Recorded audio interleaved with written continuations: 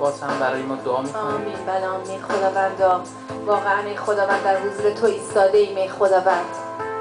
بعضیامون ایستاده ایم، بعضیامون نشسته ایم، بعضیامون به زحمت ایستاده ایم ای خدا، ولی در حضور تو هستیم ای خداوند. تو خدای تغییر ناپذیر، تو خدایی که مثل ما انسان ها بالا پایین نمیشی و محبت تو ای خداوند، قدوسیت تو و قدرت تو از ازل تا به ابد ثابت هست ای خداوند. در حضور چنین خدای ثابت، خدای قابل اعتماد، صخره محکم ایستادیم ای خداوند و امروز دستامون رو به حضور تو بلند میکنیم به نام مسیح همین لحظه و میخوایم ای روح خدا، ای خداوند بیای و ما رو کنترل کنی، زندگیای ما رو کنترل کنی، زبان ما رو کنترل کنی، قلبای ما، احساسهای ما، پریشانیهای ما، تنش‌های درونی ما رو تو کنترل کنی ای خداوند.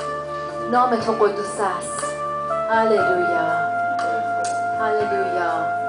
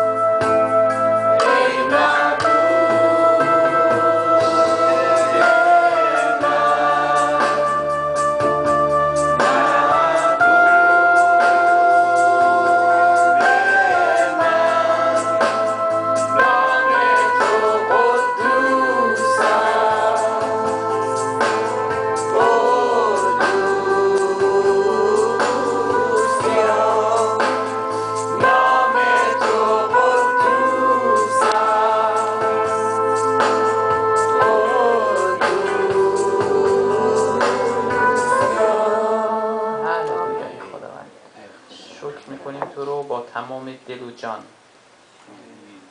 خداوند.